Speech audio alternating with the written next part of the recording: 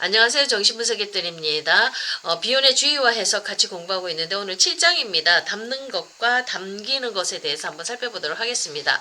자, 우리가 일반적으로 담는 것, 담기는 것이라고 하면 이제 분석 현장에서 정신분석가가 담는 역할을 하지요. 담는 역할을 하면 이 담기는 것, 내담자의 그 해결될 수 없는 감정들 그런 것들이 이제 담겨지면서 새로운 변형들, 치료가 이루어지는 것 이렇게 설명을 하고 있습니다. 이거 비혼의 너무나도 유명한 이론이지요. 근데 오늘은 그런 좁은 의미의 그런 담는 것, 담기는 것을 설명하는 것이 아니라 이 신비주의자 천재들 이들의 생각과 사상을 집단이 잘 담아내야 된다는 이 얘기를 가지고 지금 이 전제를 가지고 이것을 풀어나가고 있습니다. 그러니까 우리 신비주의자나 메시아나 이렇게 천재들의 생각과 이론들을 우리가 이거 잘 담아내면 우리 집단이 잘 담아내면 우리 집단이 성장하지요. 그 혜택을 받아 누릴 수가 있겠죠. 그러니까 프로이드 한 사람의 그 성각자적인 그 이론이 프로이드의 정신분석 이론이 집단 안에 잘 담겨졌으니까 우리가 그 이론은 정신분석 이론을 우리가 누리지 않습니까? 혜택을 보지 않습니까? 그래서 많은 사람들이 치료되고 정신적인 문제가 해결이 되어졌죠. 그러니까 많은 사람들에게 유익을 줄 수가 있지만 이게 이런 과정이 순탄치만은 않지요. 우리 이제 예로서 예수님 같은 신분 이 땅에 오셨지만은 그 이스라엘 집단이 그 예수님의 메시아 사상을 못 받아들였지 않습니까? 그래가지고 예수를 죽여버렸지요. 자, 근데 이런 것처럼 잘 담아내지 못하는 것, 집단하고 이 성각자적인 역할을 하는 천재하고 신비주의자가 갈등을 빚어서 서로를 파괴하는 데까지 들어갈 수 있다는 거, 그 얘기를 지금 중심 주제를 가지고 설명을 하고 있습니다. 그런 의미에서 집단이 담는 역할을 해야 되고 그 다음에 메시아 천재들 이런 신비주의자들 사상이 여기에 담겨질 때 집단이 발전할 수 있다. 서로 윈윈할 수 있다. 이런 이야기를 지금 전개해 나가고 있습니다. 자, 여기서 중요한 역할을 하는 분들이 이제 관료층들입니다. 관료층.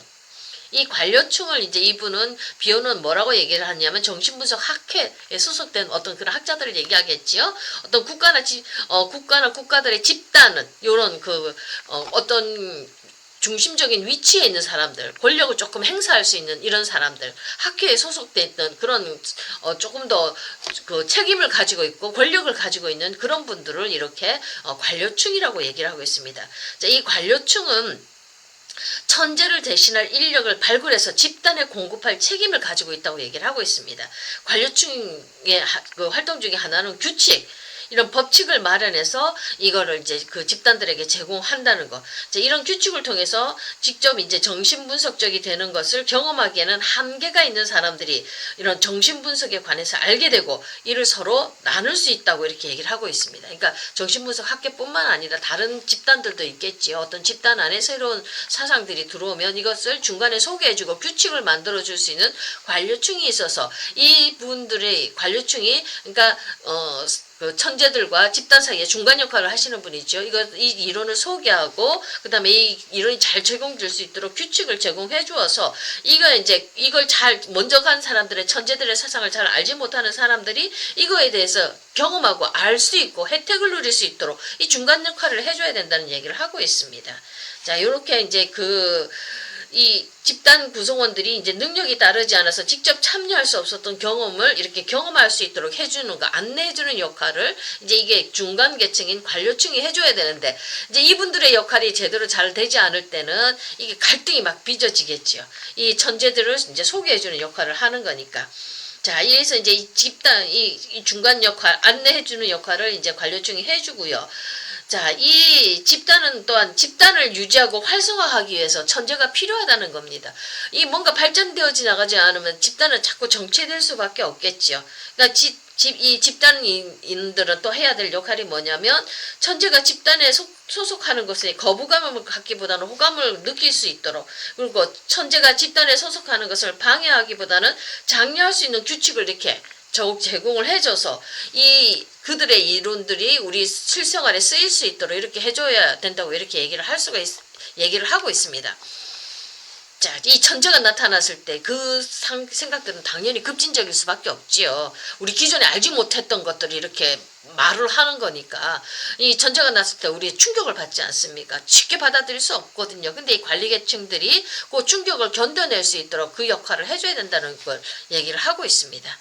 자, 요렇게 이제 그 천재 또는 신비주의자들의 생각과 사상을 이렇게 소개하고 그다음에 규칙을 정해서 내부에 있는 집단들이 잘 소화시킬 수 있도록 이렇게 역할을 해주는 것들이 이제 관료층이라고 얘기를 하고, 또 집단의 사람들도 그 도움을 받아서 그 천재가 집단 안에 잘 소화될 수 있도록 이 역할을 해줘야 된다고 합니다.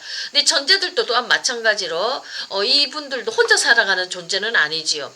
광야에서 혼자서 살 수는 없지 않습니까? 사막에서 자기가 혼자 천재가 될 수는 없지 않습니까? 이 사람들도 집단을 필요로 하지요. 우리는 사회적인 동물이기 때문에 이 사람들도 집단 안에 소속이 되어져야 되고 집단 안에 영향을 끼칠 수 있어야 된다고 이렇게 얘기를 하고 있습니다.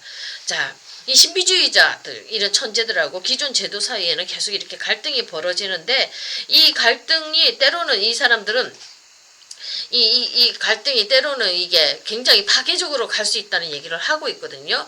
그러면서 여기서 뭐라고 얘기를 하냐면, 이 집단과 신비주의자의 관계가 상생적일 수도 있고 공생적일 수도 있고 기생적인 관계로도 나눠질 수 있다고 얘기를 합니다. 상생적인 관계는 뭐 따로 설명드릴 필요 없이 두 집단 사이가 서로 살리는 그 역할을 하는 거지요. 서로에게 해가 되지 않는 걸 얘기를 합니다. 공생관계에서는 두 집단이 서로 자극하고 반응하면서 뭐 정확히 파악하기는 어렵지만 그래도 뭔가 좀 성장하는 걸 얘기를 하고 있고요.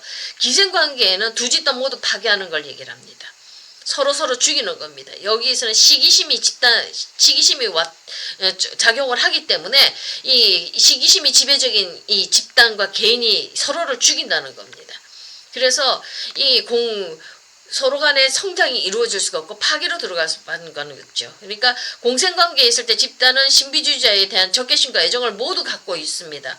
그렇지만 신비주의자가 집단에 어떤 도움이 될 것인지를 면밀히 검토하고, 또 이런 검토 작업은 집단과 신비주의자 모두에게 이게 성장을 가져다 줄 수가 있습니다. 근데 기생관계에서는 서로가 서로를 죽여버린다는 얘기를 하고 있습니다. 여기 본문 예에서는 이 천재들은 자신들의 그 창의성을 막 발현할 수 있는 그런 창의적인 자리, 그런 데 가야 되는데, 이런 제도화된 그런 그 관리하는 자리에 들어가게 돼서 자신의 어떤 그 천재성, 영재성, 폭발성을 발휘할 수 없는 것으로 이 사람들이 구조화된 제도화된 집단에 소속되어져서 그 에너지를 낭비한다는 겁니다. 이렇게 되어서 이 사람들도 자기의 역량을 발휘하지 못하고, 그 다음에 집단도 그분들의 혜택을 받아 누리지 못하기 때문에 서로가 서로를 이렇게 파괴할 수밖에 없다는 이 얘기를 하고 있습니다. 자, 이 어떤 제한적인 기존 틀은, 이 제한적인 틀은 뭔가를 많이 담아낼 수가 없지요. 이 제한적인 틀이 있고, 이 천재들은 뭔가 파괴하고 새로운 것들을 만들어내는 폭발적인 에너지가 이렇게 나오는 사람들이지 않습니까? 이때 이제 관리계층과 갈등 상황에 있는데, 이렇게 될 때 이게 이제 기존의 표현 방식이 갇혀 있으면 새로운 아이디어가 나올 수가 없다는 겁니다. 이 기존의 제도화된 틀과 그 다음에 이 천재들의 어떤 폭발력이 이렇게 함께 공존할 때, 여기서 이 사람들이 이 천재들은 뭔가 다른 것들을 표현해내는 사람들이지 않습니까? 다른 것들을 오에 먼저 접촉해서, 오를 이렇게 실제에 먼저 접촉해서 이 사람들은 뭔가를 궁극적 실제 접촉해서 뭔가를 만들어내고 새로운 것들을 만들어내는 사람들인데, 기존의 표현 방식에 이제 갇혀있게 되면 이 사람들한테는 새로운 아이디어가 갇혀있게 되면 새로운 아이디어를 못 만들어낸다는 겁니다.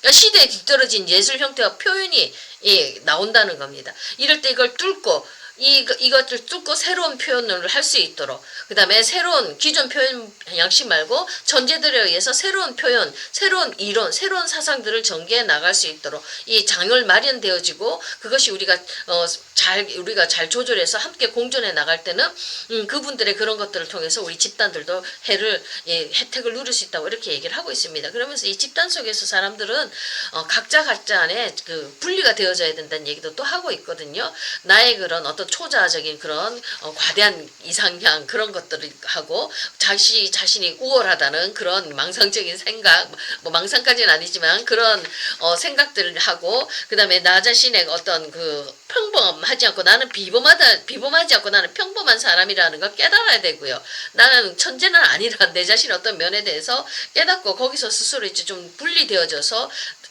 그 개인이 자각을 할 수 있어야 된다는 얘기를 하고 있습니다.